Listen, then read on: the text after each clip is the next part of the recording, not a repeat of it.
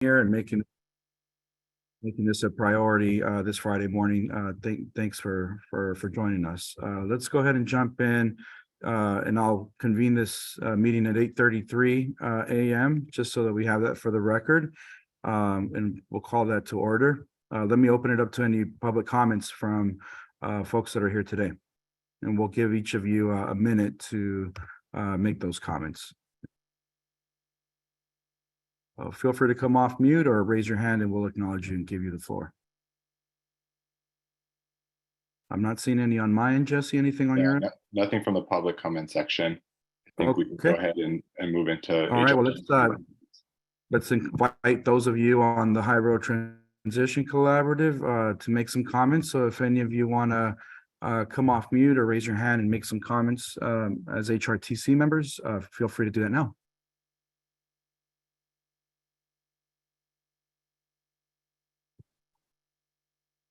Okay. Not seeing any requests. Did I see anything on your end? I'm not seeing anything on my end. No, people can raise their hand or come off mute if they have anything that they, again, announcements or things that they're working on that you feel like could be of benefit to the group. Yeah, folks from the disinvested communities, si tienen algo que quieren compartir, los invitamos que prendan el micrófono o levanten la mano virtual para darles la oportunidad. Anything from any of you? Okay. All right, then we'll jump into item number 4. And that's just to give you a quick snapshot using the PowerPoint slide that we've updated to tell you where we're at in the process. And so let me invite my colleagues to share that with us on the screen so we can quickly just do a touch point on that. And I can pinpoint for you where we're at. Essentially, we're in the process of wrapping up this data and research phase that you all have been contributing to with feedback and input, and providing that for Dr. Walrod and his team of researchers. And we are, getting ready to launch into the Catalyst Fund phase that the state has made available to every region, including this one. So we are anticipating that will be something we'll be stepping into in the near future, and then also keeping in mind that we also will need to start preparing for thereafter with conversations with this group related to strategies and priorities for Orange County, and then ultimately how those priorities and strategies get implemented through projects. And so that's the timeline and the journey we're on in the next few months and into 2024. And let me invite one of my colleagues to just pull that up so that we can give you a quick visual if that's possible. And otherwise, we do have that in your agenda packet, and I can make that available to you after the meeting as well. Yeah, David, do you have that? Or if not, we'll send it after. Yeah, so okay.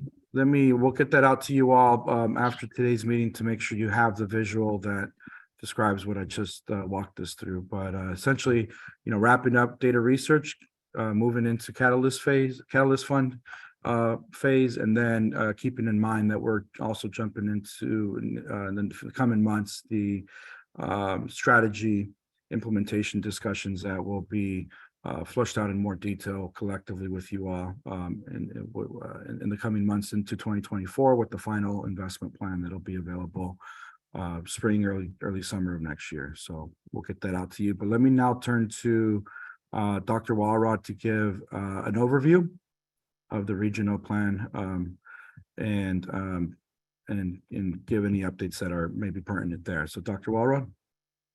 Thanks, Ish. Good morning, everybody. It's great to be here after a long but quick process. Just a little update on from a process standpoint.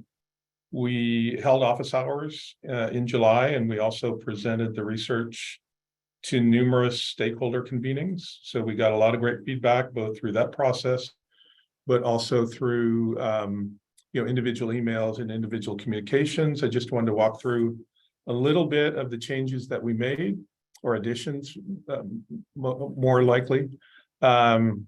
We did incorporate the 3 sections, stakeholder mapping, the participatory action research section, and the UCI Labor Center contribution. And all of those researchers, Dr. Parks, Rebecca Alvarez, Ana, and Luis are here. If you have any questions for them, they're in attendance. We inserted a new section on water and coastal landscape that were a bunch of different content from different sources that some from the environmental group pointed us towards. We did insert content from the OCTA LRTP 2022 equity analysis that we thought was pertinent. Great suggestion, we added a glossary of terms at the start of the document. We updated the history of Orange County in the regional summary, but also the timeline in the appendix B. We added some strengths, including groundwater replenishment system and others. We added language on SWANA and MENA to the document. We added a beach erosion presentation as Appendix D. And throughout the document, we just, as folks pointed us towards, helpful additions, new language, throughout the document. So the document at this point is 355 pages. So we added about 100 pages over the last month. And so I think with that, I'll stop talking, and any feedback, comments, questions are more than appreciated. Thanks, everybody. Great. Thank you, Dr. Walrod, for that update. Any questions or comments from any of you here on the HRTC? You want to raise your hand or come off mute or drop it in the chat? Oh, I should say one other thing, Ish. Sorry. Yeah, go ahead. That we are going to be formatting the document before we send it up to the state. So that's one thing that will happen. And then also our viewpoint is that this is a living document. So even after we submit it to the state, I think we will continue to add to it and refine it going forward. So think of it as sort of the SURF HRTC data and research living document. So that's the other comment I should make. Yeah, great. Thank you, Dr. Walrod. And yeah, in your packet, you should have in there what the state has requested needs to be delivered by this team by the August 31st deadline. And so the report and some of the other items that the state is calling for will be worked on by Dr. Walrod and his team in August and submitted prior to that deadline to make sure it's timely. And yeah, just to reiterate, this is a living document. So don't feel that even after today, you don't have any more opportunity to provide suggestions or input that could be embedded into the document moving forward. Even after the August 31st deadline, I think that there's understanding even from the state that these are things that are evolving with time. But I do see a question from Josefa, so let me turn to you, Josefa, to come off mute and share your comments with the group. Thank you, Ish. Thank you, Dr. Walrod, for the updates on the report. Just curious, for those like ourselves who aren't as familiar with the California state process, when we send to them a 350-page document, what do they do with it? And ultimately, if you can take us behind the curtain a little bit, after they review this, then we move to those next phases that you described, but then what's the value of the research up front? Like how does that help us move towards those next 2 phases? And what does California do to help to support that or dictate that? Does that make this, maybe I'm not asking the right question, but I hopefully you understand. Thank you, Josefa. I can answer part of that and invite the team from OCBC to maybe comment on the state expectations with the document. But I will share that with your region and all the regions that are doing this work. This data and research phase of the initiative is meant to really inform and provide you in some ways some benchmarks and of where your county is to inform where you want your county to be in the coming years as you jump into conversations and discussions around strategies and priorities, and then implementable projects. And so this internally within Orange County is an exercise that should be used as an input into conversations that are forthcoming around things you want to implement moving forward that'll be reflected in your ultimately your investment plan at the end of this first phase of SURF. And so I hope that's helpful. But Jesse and Dr. Walrod, I certainly welcome you to answer the other part or provide some clarity on the first part of Josefa's question, which is what's the state do with it and what's their expectation with the document? Yeah, maybe I'll kick off, and then Jesse has been in more contact with the state reps than I have. I really view it as exactly what you said. I thought you did it perfectly, Ish. It is kind of a level setting benchmark. And the way I see the process is go from the data and research, and then the part that's probably most applicable is to get to the next phase of strategies and ultimately projects is the SWOT analysis. So the strengths, weaknesses, opportunities, and threats, those are what we identified from the data and research.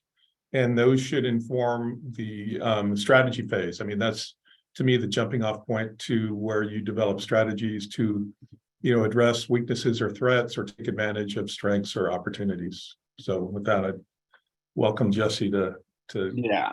So I think from as far as the state is concerned, I mean, we have, if you look at the updated document, you have until the end of the year to truly finalize this thing, because then I know that the state intends to go public with the document.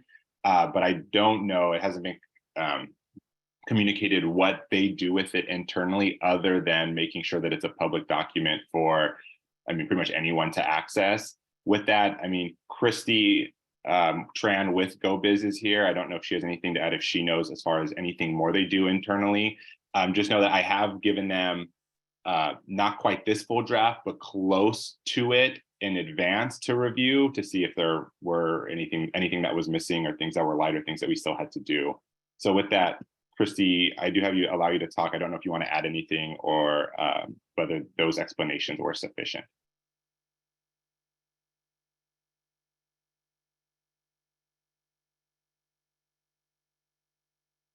Jesse? Yeah. This is Linda DeMario. I don't mean to sound snarky, but please tell us that someone at the state of California reads the document. No, that's absolutely true. Well, yeah, that's absolutely true. Yes. But whether it's supposed to, I can't speak to whether they use each regional plan as a way to guide further state policy. Everything that we've sent to them has been reviewed so far, has been reviewed by the state, and I don't see how this document is any different. But yeah, Christy, just if you feel like there's anything to add, let us know.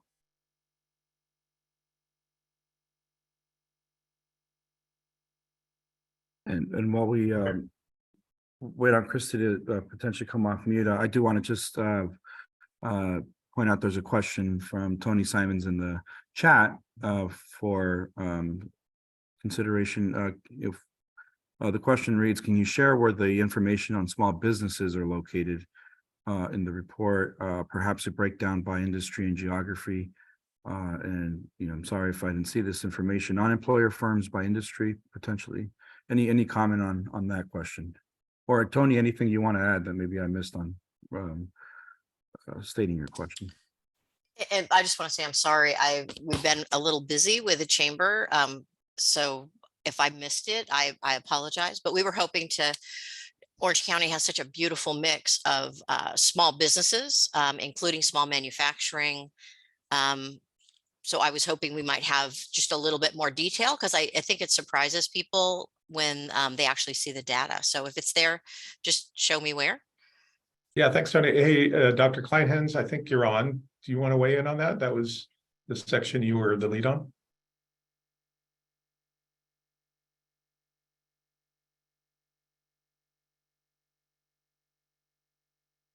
Let me promote him to He panelist. does not, yeah, he does not have audio access. So.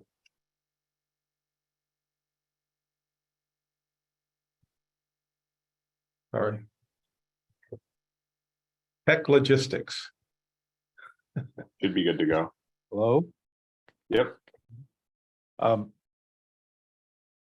Good morning, everybody. That's a great question, Tony. And so we don't really have a whole lot of data that has stratified the firms in Orange County by size.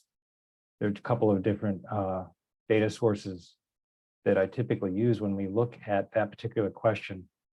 When it comes to firms that are, large versus small, but have payroll employees, then there's a source of county business patterns that can be used to do that type of breakout. And then when we're looking at self-employed persons that don't necessarily have employees, we have a non-employer database that can be used for I think it's for the 2-county metro area, not just for LA, not just for Orange County.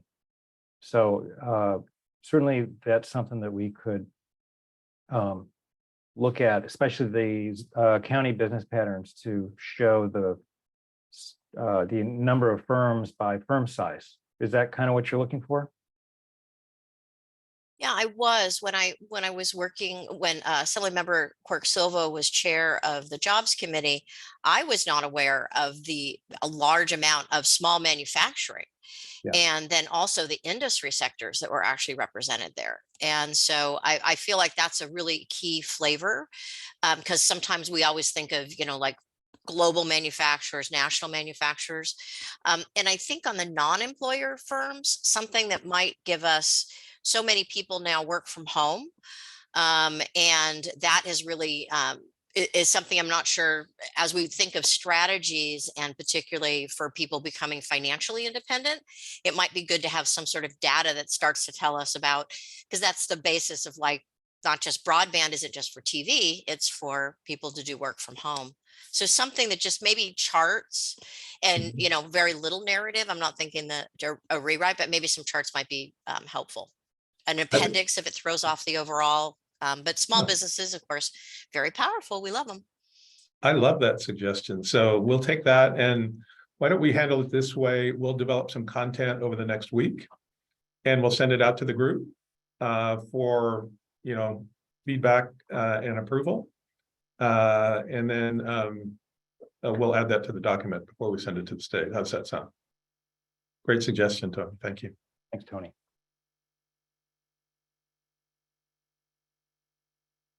All right, great. I think we may have time for maybe one more question or comment. Any others have suggestions or comments they want to share with the research team? I'm not seeing anything in chat, but anybody want to come off mute or raise your hand?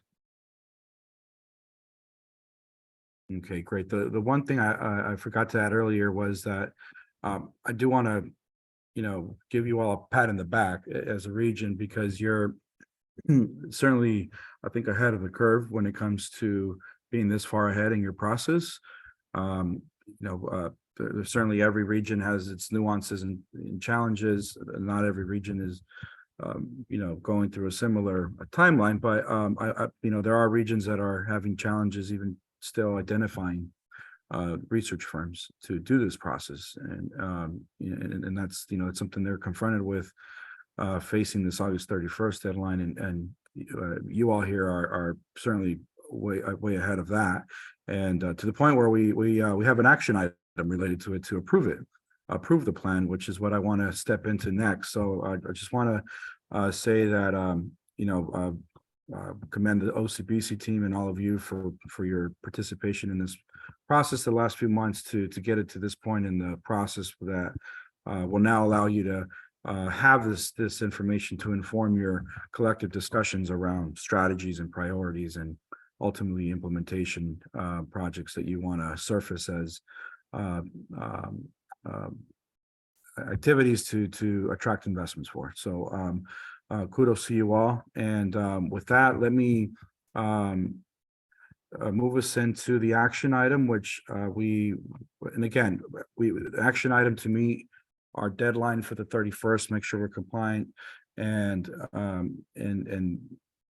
but with the understanding that this is a living document that still will welcome your input, still will embed suggestions that you may have in the coming weeks and months.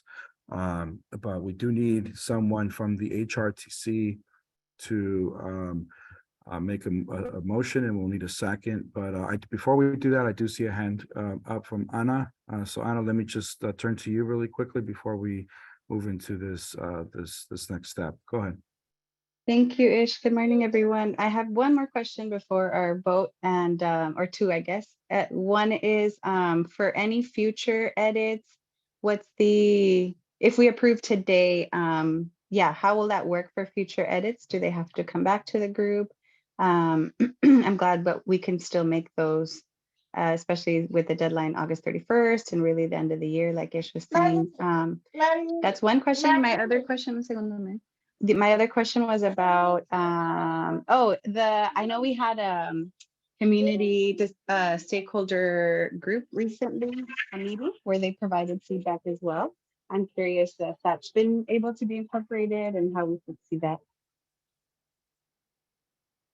Yeah, and Go ahead, Jesse. Sorry. one is like we will definitely bring it back before I would say the final deadline, Anna, which is the end of the year, where we can, then we'll kind of highlight the changes. So yes, the HRTC will have the opportunity to look at the document one more time before the state wants to make it public.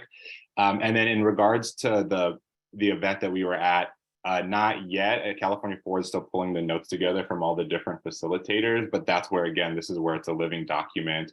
And we want that feedback, and probably, we will solicit more feedback from other stakeholders and communities throughout the next, 4, 5, 6 months before we have to finalize it again. But that's like those are one of the things, and even some of the feedback of some of the stakeholder groups that we still need to incorporate,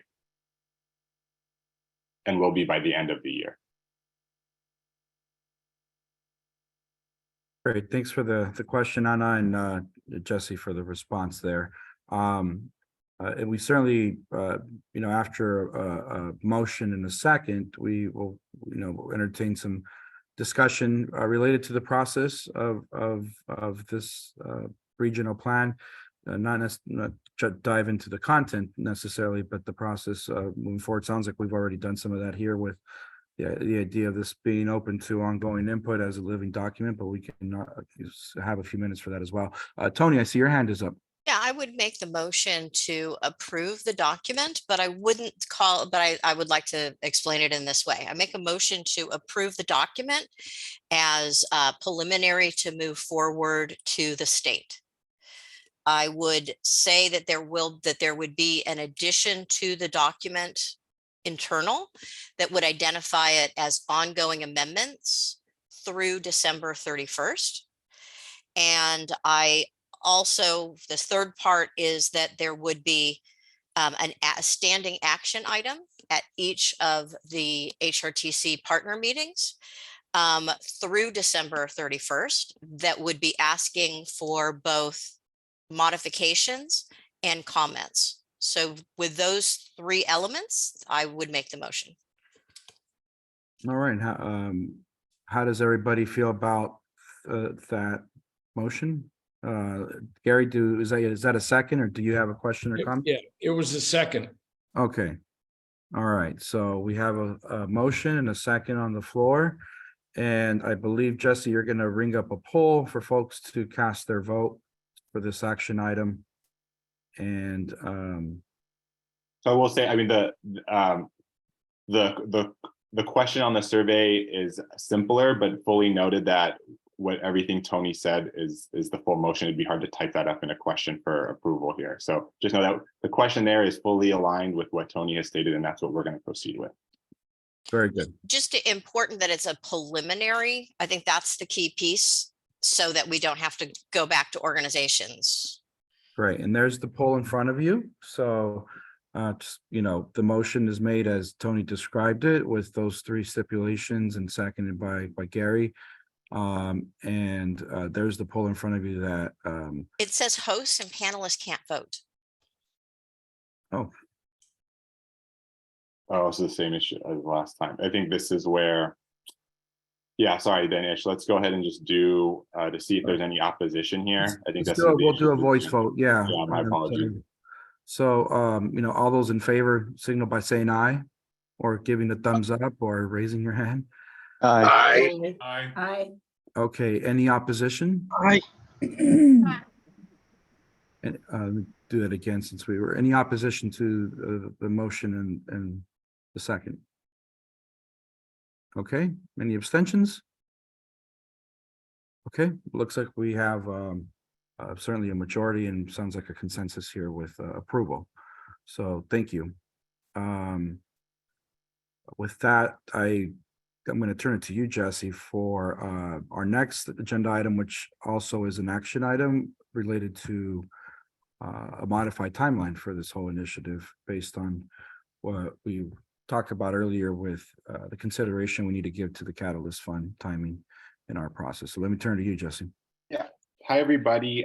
Just so we can be proactive in getting all these meetings on the calendars and for you to prepare kind of the work ahead of us. I think this is why we have this, as much as we can, best planned timeline with some topics for review. Noted now, given Tony's feedback, that every item will be kind of updates on the regional plan part 1.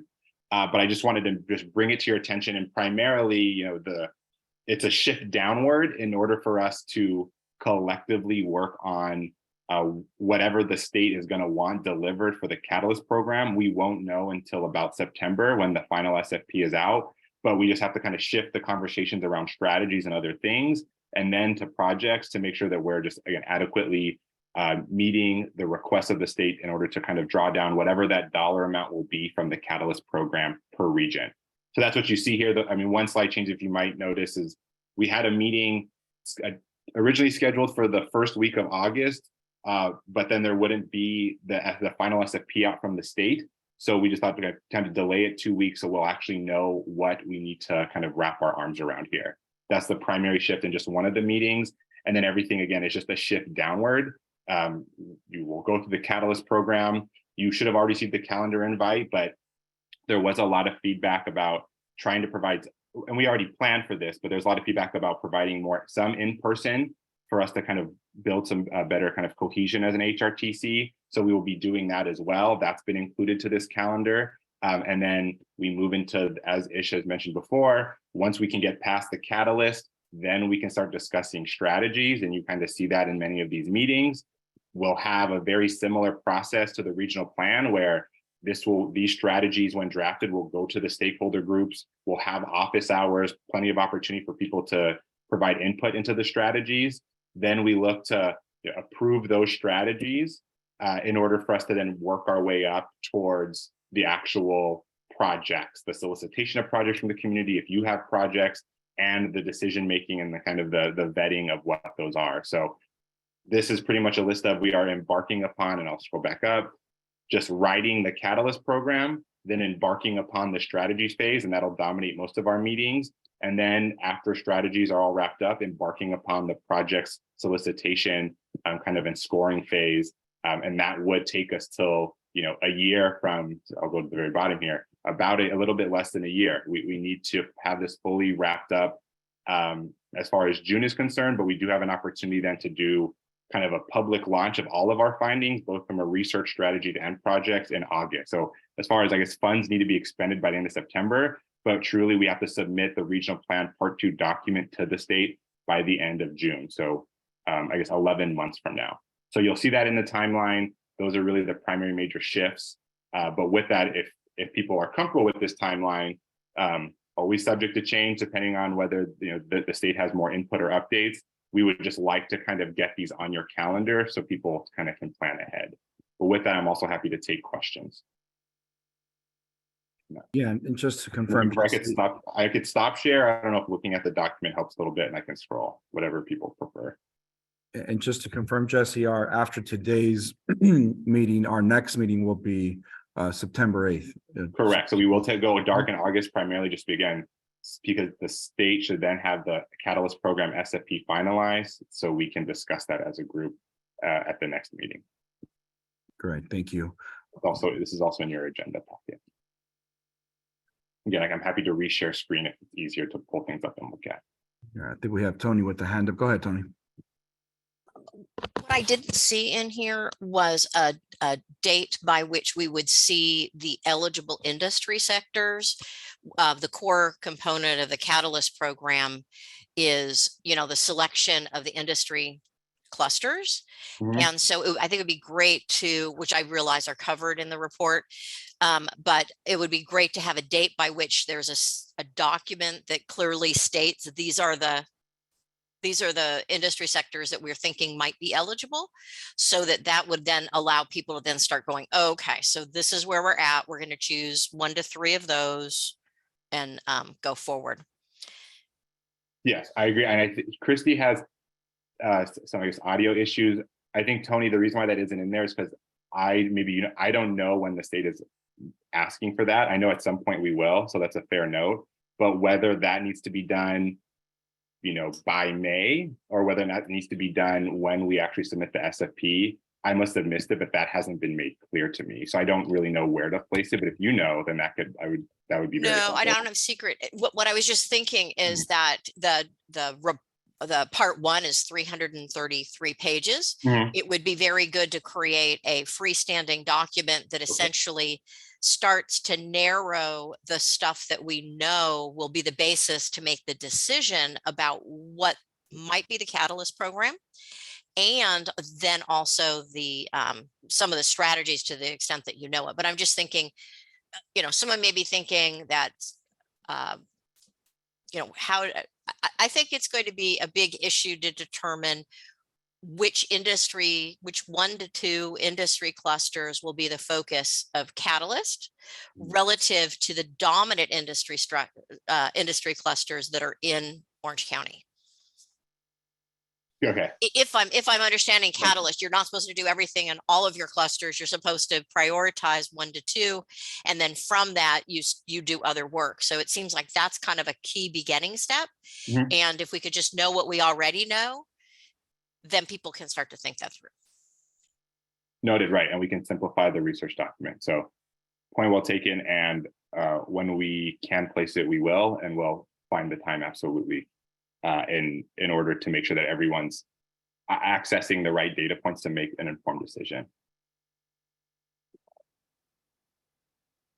Luis, that's to your question. The strategies need to be broader than the Catalyst Fund is the way to put it. Like people's question, Luis had one in the chat that says, what's the relation between Catalyst program and selected strategies? The strategies still need to be focused on as if the Catalyst program was kind of never introduced. I think it will definitely shade things, right? I think that's just normal, but it's supposed to be a more broader blank canvas when we think about propelling Orange County's economy in a more equitable, sustainable, and resilient way. It's not ready yet. Yeah. She's been waiting for you. So that's what I would say, Luis, right? Again, even before the Catalyst Fund was introduced, right, the implementation funding was a lot more broad. And so I think that's still the picture that we have to think about, or the framework when we think about strategies. If the group wants it to be more narrow towards the Catalyst Fund, that's the prerogative of this group, but the state wants it to just be much broader than what the Catalyst Fund might prescribe. I hope that answers your question. Okay, but the Catalyst program will come first. Yes, the Catalyst program will come first. And because of the timeline, we have to get something submitted by I think the end of November, which is why we're prioritizing it. That's a much harder deadline than technically the June 30th of 2024 deadline of the strategies and the projects. That's primarily why we're prioritizing it. Okay. The deadline is sooner. Right. Okay. There's a question from Teresa. Teresa, you can go ahead and ask your question. Teresa, I think you should be able to ask. Yeah, can you hear me? Yes. Yeah, sorry, I was messing with my audio. I couldn't hear, so the hand was not supposed to be raised. Oh, okay. No problem. Sorry about that. Okay. Any other questions or comments about the timeline?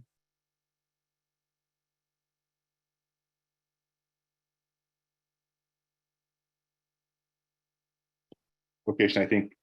All right, so I think we need a motion and a second here for this action item as well to get approved. Can I make a comment on the timeline? Sure. Also, Please. we had early on, talked about having, more opportunities for residents and community folks to provide guidance on on this process. And we hosted our first forum in June, and based on what folks based on the input from folks at that forum, we're able to include this participative action research component. And we've been saying that we want to add additional similar opportunities. And we've discussed one in August, and we're trying to touch base with our local partners about that. But we also realize that that there might be a need to coordinate between these forums that we want to do and the stakeholder meetings, which seem similar in their intent. And so I just, in the screen share right now, I didn't see any of that on the timeline. So I'm wondering if we'll get a chance to maybe come back to that. But that's my question on the timeline. Yeah, Luis, I'm happy to share a more robust one in the sense of like, this is just for like the people on this call, right? This is just for you as HRTC members. I think, as you're aware, and many others, like there's also other pieces going on, right? Like outreach and engagement is going by a lot of CBOs. There are other aspects of this grant that's beyond the meeting of HRTC. This is just where everything comes together. And so what you saw, just because this is everyone on this call is HRTC, what the minimum time commitment and expectation for them, but always happy to build out something where the other pieces are included for anyone to review and provide comment. So that's why it's missing essentially, right? Because those things would not obligate many people on the HRTC to do. Okay. But noted, and I can circulate that document. Thank you. Thank you for the question, Luis, and Jesse for the response. Any further comments or questions before we need to turn to this consideration of approving the new timeline? All right, with that, I'm not seeing any. I'll entertain a motion and a second for approval of the item. Okay, I see Melanie, you have your hand up. Is that a motion? That is. Great, thank you. Is there a second? Gary, looks like you have issued a second. Go ahead, okay. All right, well, let's do a voice vote here. All those in favor of approving this updated timeline, signal by saying aye, or thumbs up, or Aye. Aye. Aye. okay, anyone in opposition to approval? Okay, any abstentions? Okay, I think we have an action that's been approved. Jesse, back to you on the next agenda item related to the definition around representing or working with disinvested communities. Yes, thank you, everybody. This was a topic brought up previously. Let me share screen again, but I think this time I wanted to provide maybe fuller background as we think about this. And I think there were some things that were surfaced, but I just wanted, primarily, this is just another kind of call to action for us to determine, again, how we want to determine, again, who's on this bottom list here, just so you can see it. I'll come back to the top part. We'll get to that. And it was brought up that you kind of probably try to find some definition around these things. And so I didn't get much feedback in writing. So I wanted just to bring this up to see if there could be more feedback provided on how to determine some of these things. And then of course, urge people, if you want to think through it more, to provide some in writing for this group to start thinking about then which criteria will we use. Another thing that we just have to think about is how applicable a criteria can be, the fact given that we have so many different stakeholders from different sectors, and again, do they even apply given how these groups kind of have to be structured? So we have to think about that, or whether you have kind of different definitions by stakeholder group in order to determine those things. So these are things I think strategically the group has to kind of think about. But I wanted to put this document up just to make it more clear, right? We had in our planning phase plan, this is our own metric, this is not of the states, that to ensure that disinvested communities are centered in this conversation, right? Those who've been traditionally left out of economic decision and planning making, that we just gave a significant majority, in this case, 60% of people, again, this is just the language, representing or working with disinvested communities. As I noted, this is not a requirement from the state, whether you're on the disinvested communities list or not, that it's really only an internal thing for us to hold ourselves accountable because we want this to work for our disinvested communities. Then I put just the definitions of the census tracts.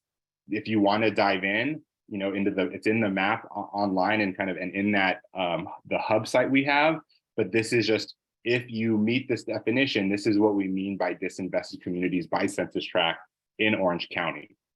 And so I pose a question again, therefore we define or represent, or what do we mean by represent and or working with? And again, these were some of the things that were brought up before. But that's, again, 3 topics. Many of these may not even apply to certain organizations. So we have to think about some broader application here if we want to truly define this thing.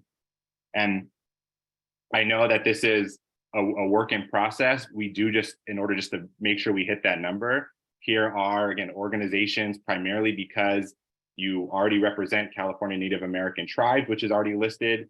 You are a CBO. CBOs almost by nature are working with disinvested communities, depending on their mission. The labor movement is always working on making sure that we have high job quality and uplifting wages, and people don't fall into disinvested communities or further down in disinvested communities. A lot of workforce entities, and of course we have our residents of disinvested communities who should kind of meet this list. Who is on the list? I just want to emphasize, doesn't matter necessarily. It's just that, are we at 60% of enough voices that disinvested communities are heard throughout this process? So again, people can provide feedback as they have in the previous one about which list they should be on and why, but then we kind of have to come back to, well, what is going to be the criteria? And then we can try to just apply that to each organization. I also just want to bring up that, if you just look at this list, I hope that people can understand that as we brought this HRTC together, this was very intentional. And some people even not on this list, I would just scroll down, let's say like the city of Garden Grove and city of Santa Ana, right? We were intentional in bringing those cities on because they have so many disinvested community citizens tracts, right? And if you think about many of these institutions that they brought up, they have designations about how they work with first gen and low income students. And so there's a lot of intentionality as much as we could in selecting people even within non-CBO and non-traditional kind of nonprofit spaces, yet are still working with disinvested communities, low-income people on the regular, right? Same thing with community colleges as well. So with that, I just welcome people's comments further for us to try to wrap our arms around and kind of just hold ourselves accountable to this internal metric of ours. And with that, sorry, let me go ahead and stop share.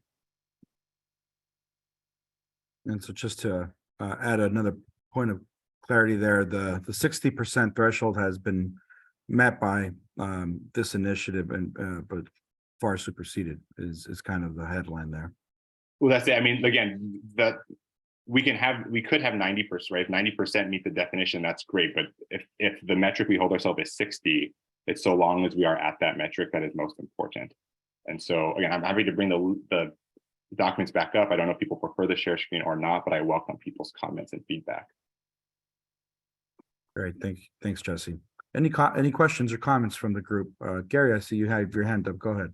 Yes, thank you. And thank you, Jesse, for the explanation. What is the process? Do you see that an organization can use to get on the list? We, Orange County Coastkeeper, came into this process a little late. We came on the HRTC in April. This is the first I've seen this list. And certainly we have many aspects of our program directly related to disinvested communities. And what is the process, if you're not on the list, to get on the list? that's part of this call, is to determine how do we want to define some of those things, and then hopefully we can just apply that definition to organizations. That's the point of this. Okay. And I still don't think we can probably get to a final answer by the end of today, because I think we just want to kind of continue to build out what are possible criteria or definitions, and then have the group then it's going to be select those, and then we can start applying them, and then show the list as that definition is applied. Thank you. Yeah, let's Yeah, see. We have some- Jesse, Go Yes, ahead. Linda. my question about the list is pretty much the same from the beginning. You've described it in your narrative as that the organizations that are on the non-disinvested organization list may be involved in serving disinvested communities by way of projects, activities, programs, initiatives, and so forth. So my question is are you constrained by state definitions and language, or can we describe that category so that it's more fully and accurately describing why we are on that list as opposed to the other list? So so long as we don't contradict the state's definitions, we can definitely elaborate more, I think, is the answer. We've just used the state definition because if that's what the state is communicating, it's best to just communicate that to the whole group. I know, Ish, you probably know better at other regions, and Tony, because I know you're involved, that other regions, I think, have added definitions, I think, right? Or kind of added criteria to that. And this group can totally do that. I just want to communicate what we do have. So, right, we can definitely, and in the SFP, like, they do delineate a little bit on what they mean by disinvested communities, and maybe I could then show that at a future one. But then they are then back to being pretty strict on the census tracts. So I think I would say, so it's a long answer saying, if this group decides we want to, add more to that, we definitely have the right to. It just obviously can't undermine or contradict the state's definition, because then we'd be potentially misallocating resources that they wouldn't find worthy of investment. And that would be the furthest thing from my remarks. What I am interested in is if there are organizations in the non-invested community list, I just don't want people to misunderstand. Mm-hmm. What we're saying is that the major share of our constituency would not be described as disinvested. However, that does not mean that our mission, goals, activities may be deliberately, intentionally engaged in some way helping to improve or bring a positive impact to disinvested communities, and that perhaps if we're on that other list, we might feel better if we have a descriptor that gives us the opportunity to say that, and then perhaps people wouldn't feel like they're on the wrong list or they want to be on the other list. You see what I'm saying? Yeah, that's a great suggestion. And this is again why we wanted to bring it back up again for things like this.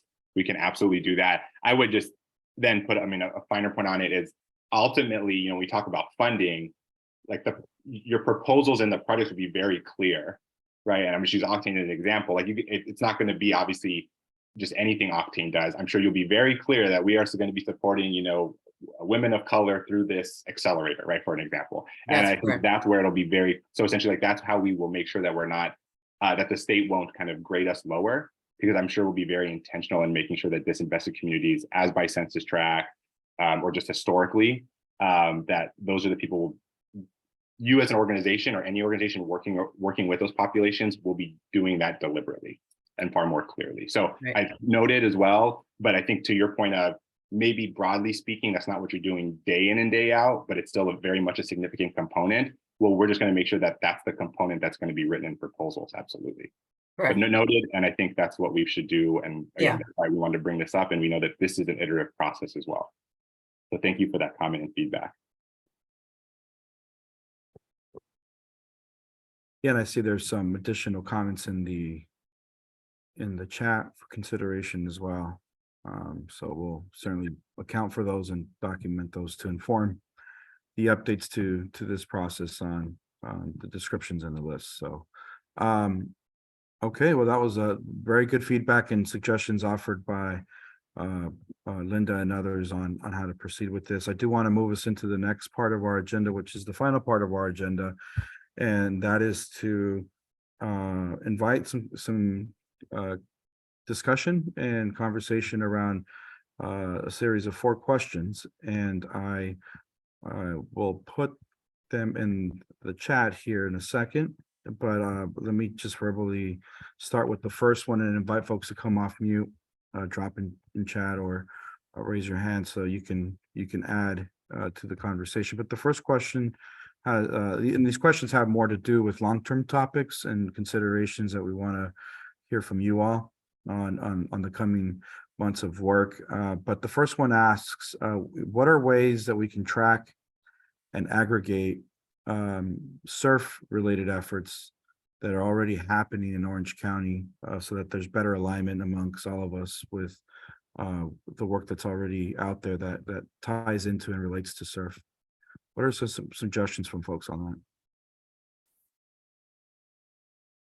that? And while you think about that, I'll drop it in the chat.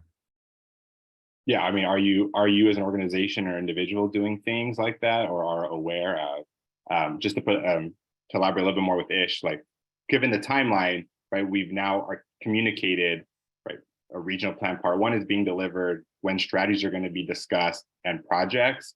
But if the notion is this group should live kind of, or the values of SURF and this group should live beyond that, how are we connecting it to the broader community so it kind of lives on through those connections, right? And that's pretty much where like we have these kind of longer term, bigger pictures. We obviously don't need to have answers now, but we should start thinking about it now so this thing just doesn't close up shop June 2024. Right? And then that's kind of, so we're just kind of building this up to that point. And so with that, sorry, I go back to the first question. If anyone has any information or recommendations and a way to kind of crowdsource some of this information.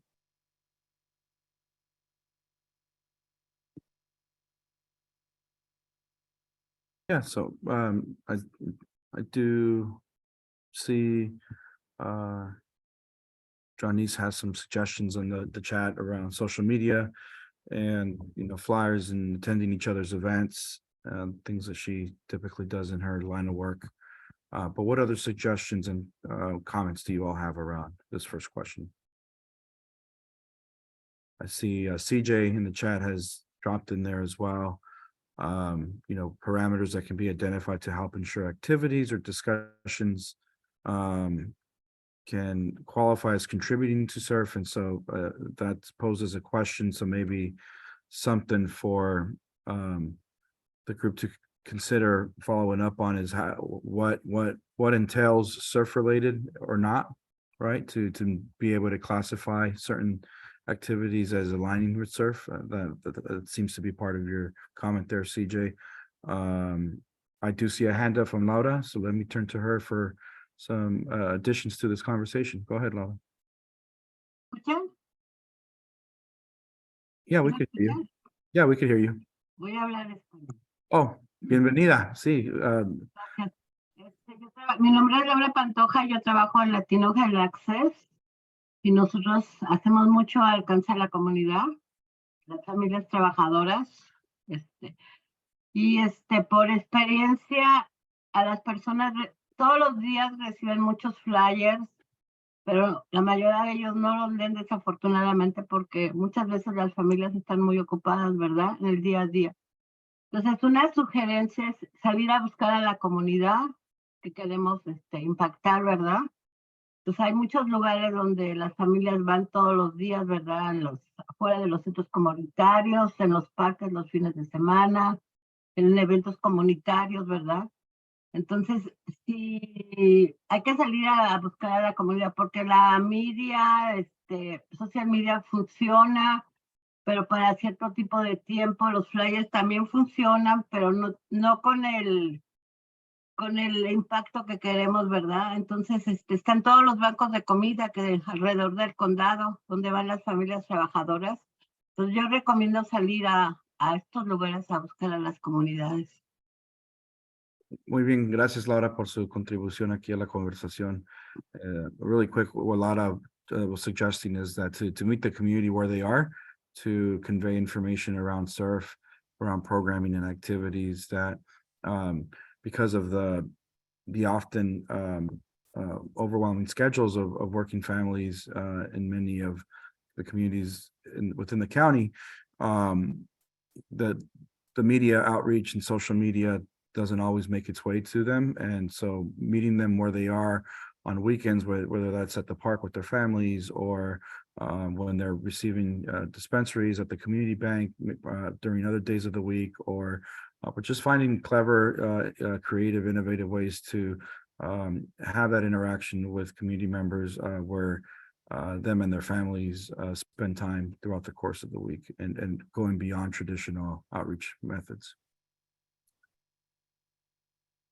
And I do see some agreement with Laura on the chat, but also some additional suggestions on how to accomplish what we're requesting information on. So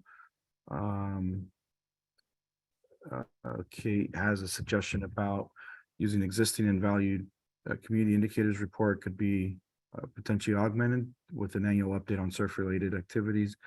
Kate, if you want to add any additional comments on that, certainly welcome you. Well, having been a member of OCBC and applauding Dr. Walrod's work, and also being with groups, OC Forum that does a public presentation of the community indicators report, it's something that could a document that already exists that could track trends or identify trends or show improvement over time. And since it's already established and has an annual calendar and cadence and a public presentation, it would just, in addition to all the other recommendations, it just provides an easy benchmark to slip into, and inviting discussions. It already pulls partners from the community and the county together. So. Yeah, thank you, Kate. And I also see Catherine has a suggestion here to potentially add an annual surf update to OCBC's annual state of Orange County. This would allow for updates to be provided on the research and the project implementation and what have you. So there's that idea. Matt Horton also has some suggestions on, if we can assess what investments and projects that are aligned with surf goals are, particularly those that are being planned and as part of some state readiness across different agencies. So whether that be transportation or sustainable community plans, and how those interface with what's being surfaced out of surf. And I think certainly that's part of what the state's trying to get regions to do as well, is to have that crosswalking between existing efforts that are funded through other state agencies and these new priorities that are being surfaced through surf. Karen talks about community forums being very successful. Tina mentions in the chat that corporations can share their annual giving report that highlights projects, the efforts, the dollars, and the results. That could be another way to identify what aligns with surf. But it sounds like part of what we're hearing here, and a few of these comments are arriving, at least initially, at some criteria that helps folks understand what threshold needs to be met to be able to say that that's a surf-related activity, that's a surf-related project initiative that's ongoing or coming to light as a result of other ancillary efforts in the county or efforts directly related to the HRTC and surf. So some definition or some criteria would be helpful, it sounds like, for most of you. Tony says that while part of the issue is alignment, the ultimate issue is whether the activities going forward would be eligible for surf implementation funding. We may want something more formal to account for that. So think that's all I have in the chat. Any of you who dropped in the chat that want to come off and add some additional context to your comments, certainly welcome you to do so. If that's you'd like something you'd like to add to. Okay, let me drop the second question in the chat, and Jesse, feel free to jump in and add any additional context if you want to tee up any comments. But what are some possible sources of funding that could help fund projects in Orange County that are coming out of this SURF process? And those are sources of funding, I would say, that are both located within your county across their different sectors, whether that be philanthropy, corporate giving, local government, what have you. But I would also encourage you to think about what are some sources of funding outside of your county that are maybe found within the broader Southern California region, statewide funding and even national level funding that could align potentially with projects that'll be surfacing out of this process in the coming year through the year investment plan. And so feel free to drop those in chat and feel free to come off mute and share where you think some potential sources funding to support the implementation of priorities that may be surfacing out of this project could exist. So Tony, you dropped in there some state sources. So the Air Resources Board and the Energy Commission at the state level could be sources for funding for this group to consider with regards to projects that may surface in the coming months. I'll just add one thing, and why this question is being asked is because the more other sources of funding you have for kind of as we think about projects, then the stronger in the state's eyes this project is for SURF funding. And so essentially when we get to the projects phase, and I mean, I'm just throwing a number to say if we have a $10 million project, it shouldn't be just 10 million coming from SURF. If there are other people interested in funding this thing, then the state finds it more attractive and we are more competitive as a region. So the more that either all of you are working on projects that are already receiving funding, right, that shows strength, or whether we should be trying to tie funding together and other grants together. That's kind of the background of this question, why it would be helpful to find what all these sources could be.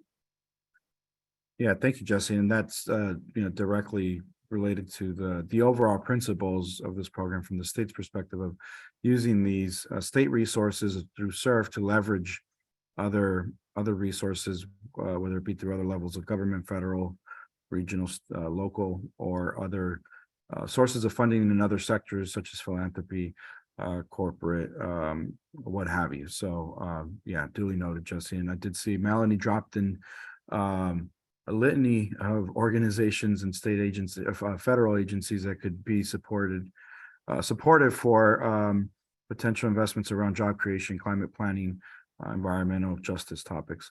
Sokolin, I see you have your hand up. Let me turn to you. Welcome.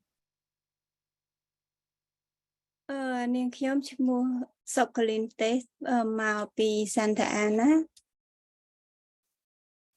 Hello, so my name is Sokolin from Santa Ana.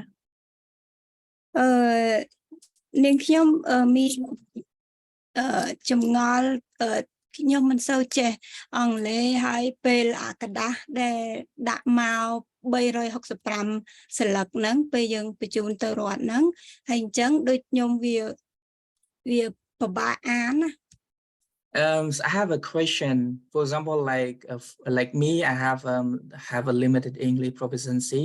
So, for example, the document submit to the states is more than 300 pages. So it is very hard for me to read, to understand, and and to provide the feedback. អញ្ចឹងដូចមានវិធីអីដូចងាយស្រួលដូចកាត់ខ្លីៗឲ្យខ្ញុំអានឲ្យដូចថាវាតិចៗឲ្យយើងស្រួលអានស្រួលយល់ Is there any strategy to have the simplify the document to make a resident like me to understand better in order to provide the feedback? Great, thank you.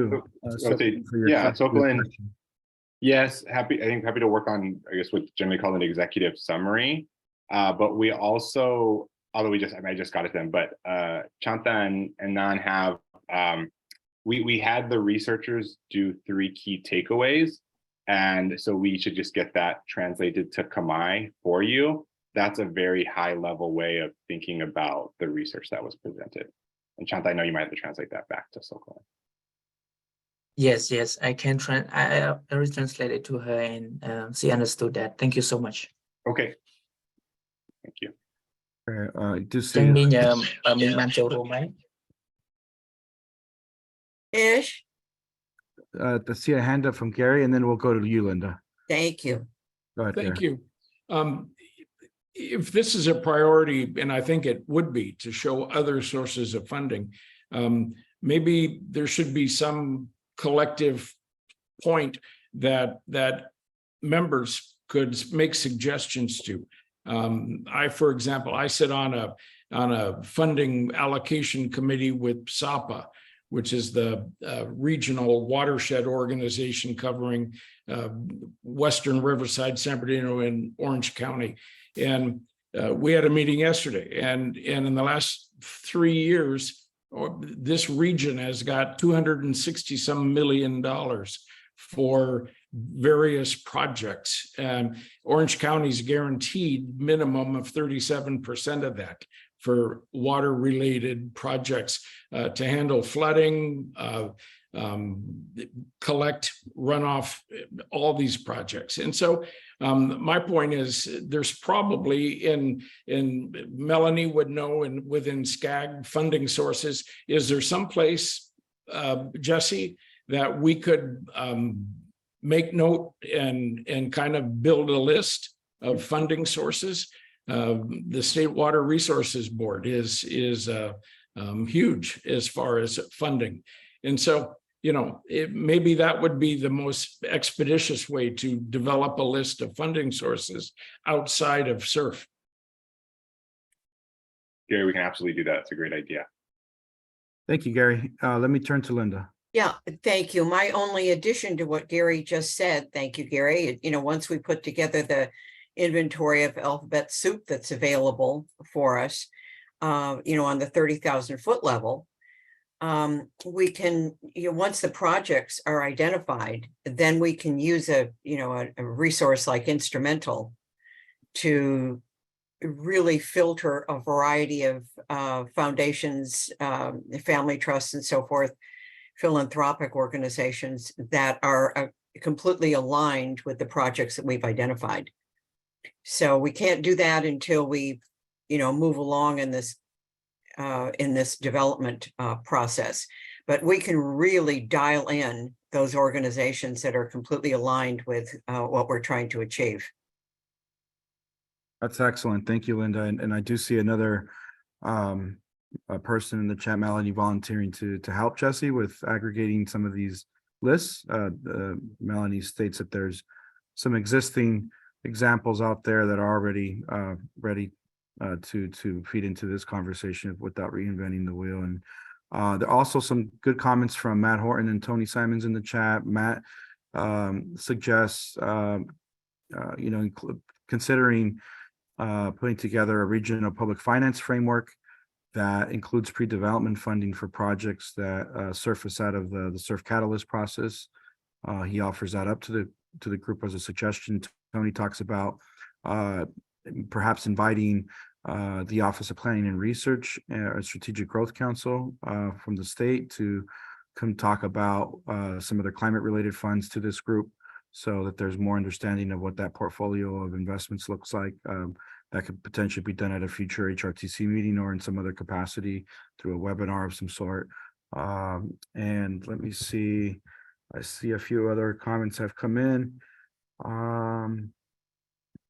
Tony, you talk about perhaps doing a quick tutorial about how to present in the meeting to help with translation, which I think takes us to my next question. Let me actually drop that question in the chat now.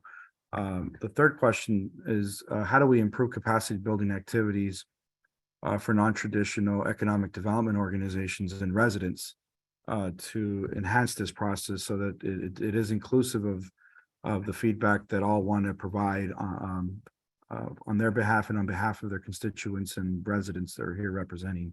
And so, we had a great suggestion from Sokolin on how to do some of that with regards to executive summary of the reports. And Tony, looks like you're offering a suggestion there too about translation.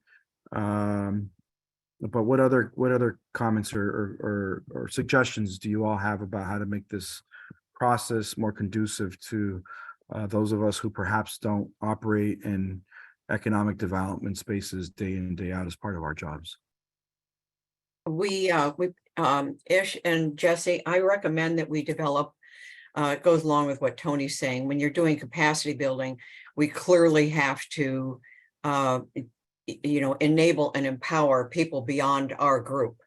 So let's say that each of us are responsible for identifying 3 potential advocates and champions of SURF. We need to give them a package. Perhaps it's a brief tutorial video. Maybe it's here's how we describe the program, in a variety of languages, and here are the top 3 or 5 goals. Here's the methodologies we're employing. In other words, just provide them the information they need so that they're really enabled and empowered to speak knowledgeably and comfortably about the project. And I'll volunteer to help put that package together. That's excellent. Thank you, Linda. It's a great suggestion and appreciate your initiative with that suggestion. Let me, for those who speak Spanish, and that's the only, other than Italian, but other language other than English that I can offer here today.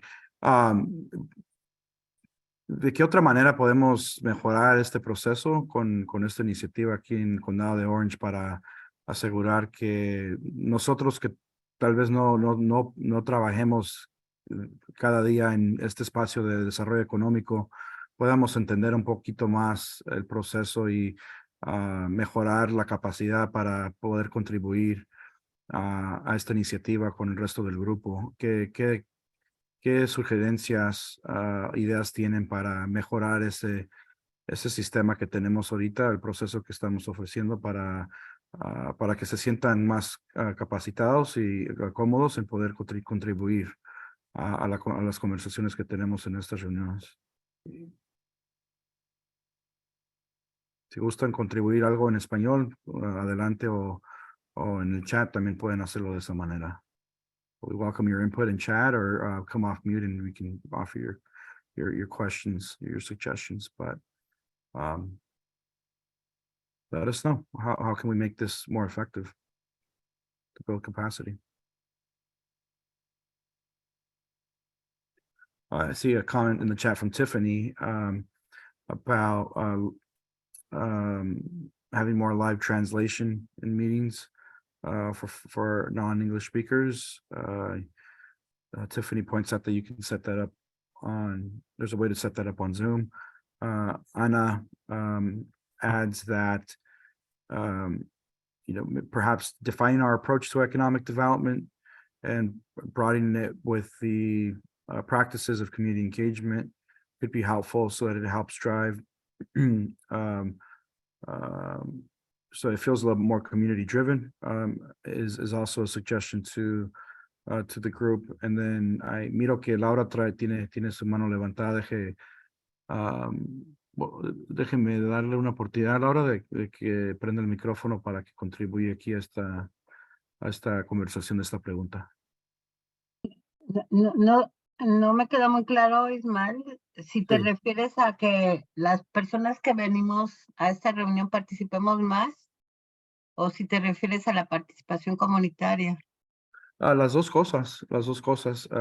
Ustedes que están aquí como representantes de las comunidades donde viven, y también cómo capacitar mejor a las comunidades que no están aquí en estas reuniones para que entiendan este espacio un poquito mejor, para que ellos también puedan contribuir, ya sea directamente o contribuyan con ustedes como representantes de esas comunidades. Entonces, se refiere a ustedes, pero también a los que están aquí representando.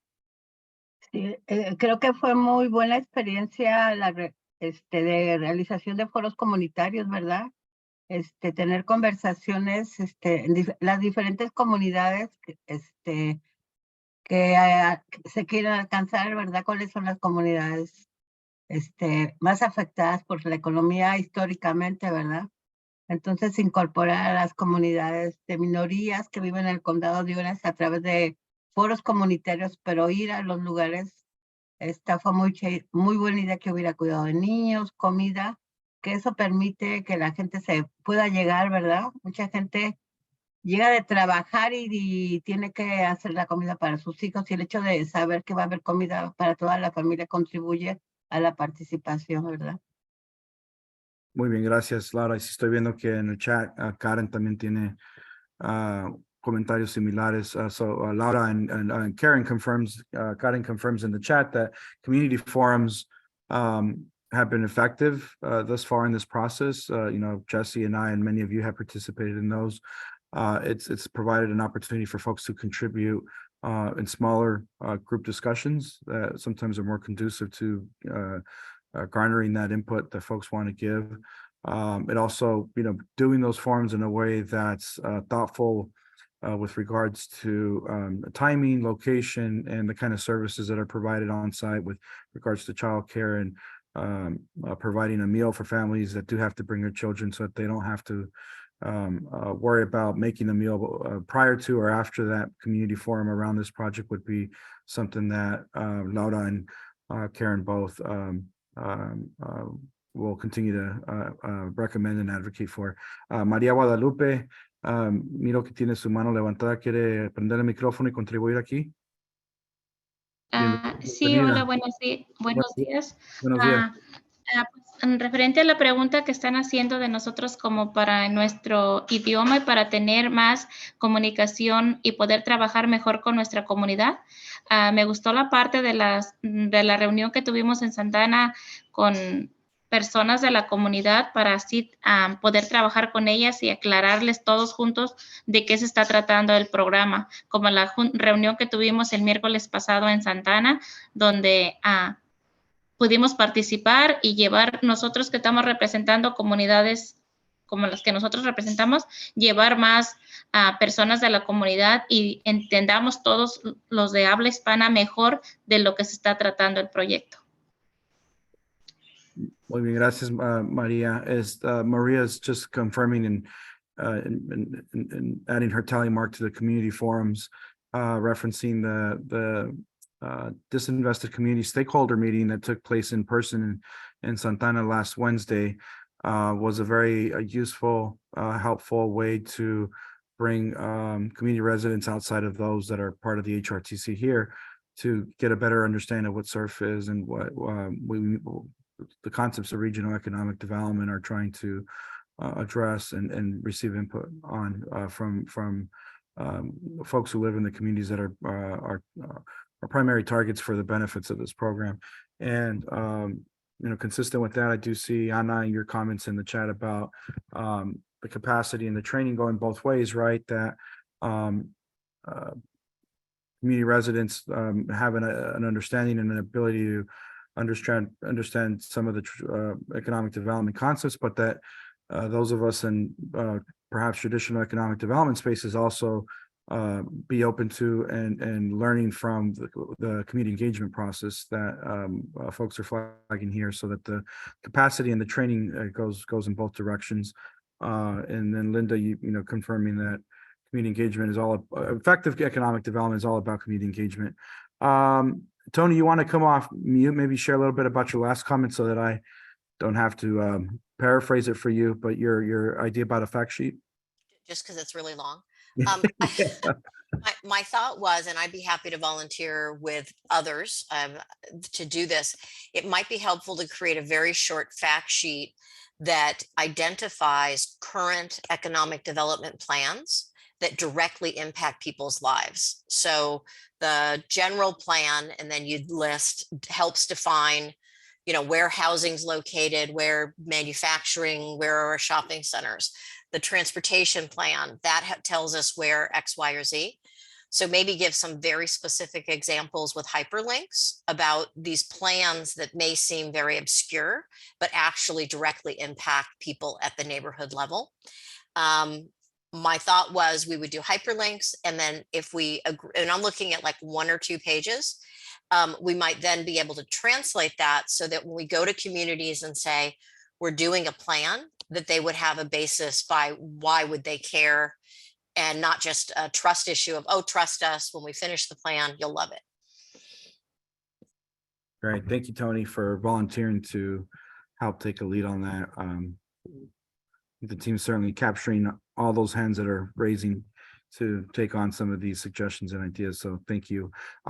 Because we're on our time here, let me just drop the final question, which is this 4th question, just to welcome and invite some comments or suggestions, ideas on this 4th item, which is how do we use the SURF process, this group here, to catalyze, incentivize more cross-sector collaboration in other policy areas that are maybe a little bit outside of the scope of SURF. So for example, additional housing development, doing more activities around the closure of the digital divide that still exists in communities in both the urban and rural settings. So how can this group here together and leveraging the SURF process work to cultivate more cross-sectoral collaboration between the public and private sector, different industries with communities, so on and so forth. What are some ideas on that? And particularly around things like housing, like digital divide, and other topics that haven't been discussed here with SURF.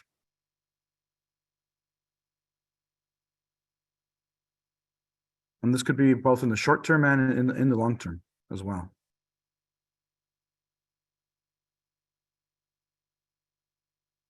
Any initial thoughts or comments from anybody? And feel free to drop it in the chat too.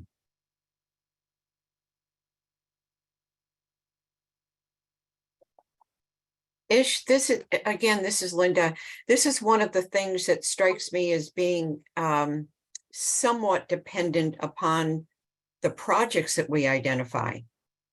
Because anything that's job related and cost of living related is going to have something to do with housing. So we can certainly surmise on some of those issues. So that's it, you know, when we talk about catalyzing those, we can identify a few of those issues right now, and I suppose start working on them, because there are organizations already in Orange County and Southern California that are working on housing issues. Great, thank you, Linda. Let me turn to Ana and then Luis for comments from each of you. Espérame, mami. Can you hear me? Espérame. Oh, can you hear me? Yes, we can. Okay, great. Thank you. I appreciate the question. I was wondering if, yeah, just because it's such a great opportunity to have like multi-sectoral people represented already on the HRTC. And I wonder if we could also have something like a community forum format amongst ourselves, where we learn a bit more about the work that each of our organizations are leading, and have the space to see each other as resources, even now for the work that we have. So that's all that's coming to me now, is like maybe a community forum platform for ourselves, since in our meetings we have a lot of business to take care of, and it's mostly facilitated through you all, and just having the chance to speak directly to each other, perhaps. Got it. Thank you, Ana, for that suggestion. Let's turn to Luis.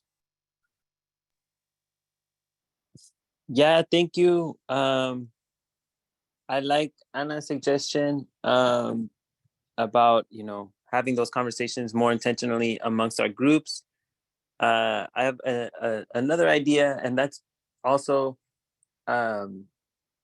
just keeping track of, in several SURF conversations, there's already been, like a few really good conversations about things that that need to happen in the realm of housing, and other areas of policy, some of which, might go beyond the scope of SURF, but I think that we would do well within this initiative to keep track of some of those ideas and things that maybe need to happen, even if it's beyond the scope of this initiative, being able to say, and these are some things that we see that need to happen in the area. And maybe policy is a big one. I think policy work is completely tied to economic development, and so I don't know, basically just keeping track of it.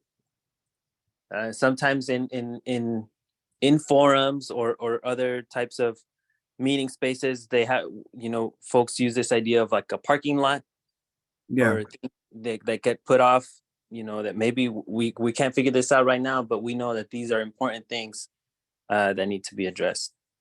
That's great. Thank you, Luis. And yeah, it sounds more like beginning to build like a catalog or an inventory of where some of these cross-sector collaborations have already begun and in the serve space. And maybe if I could and welcome you, Luis, to maybe send Jesse and I some of those examples that you alluded to, and we can start building an inventory with those early ones that you've flagged for us here today, and we can encourage others to also contribute to maybe a working document that continues to build off of your ongoing conversations and connections, because I think that'll be an important story to tell to the state as well. It's like, hey, just the fact that we had a table like this across the county with all this rich diversity of people from different sectors, different communities. Here's a list of like relationships that surfaced and connections that grew legs and actually took off as a result of just even having the space, right? So I think that's a great idea. One last thing I'll cite here in the chat, looks Tony's encouraging us to consider using the website, the OC Surf website, to create maybe a repository or a web page where some of these things that are being suggested in this conversation can be housed, such as links to existing collaboratives, that working catalog list of connections and cross collaboration that's happening. So yeah, we will certainly look to the website to continue to be a tool and a resource for all of you. And I think with that, we are exactly at our hour at 10 o'clock, and being respectful to all of your time, I just want to say thank you for the rich contributions here today, both in the chat and verbally. For those of you who came off mute, we appreciate your time, your ongoing commitment, your direction, and the actions you took today to keep this initiative advancing forward. And again, I just want to commend you all and give you a pat on the back, because you as a team here, and having insight to other regions, you have made some substantial progress, and so you're on the right track. Just want to reassure you, and look forward to continuing to work with you in the coming weeks and months as Catalyst Fund becomes a thing with the state, and as we lean into conversations around priorities, strategies, and implementation. So thank you so much. Have a great rest of your day. Have a great weekend, and we'll see you at our next meeting, which is September 8th. So we're giving you a bit of a break in August. September 8th, we'll be back with our monthly meetings. Until then, take care.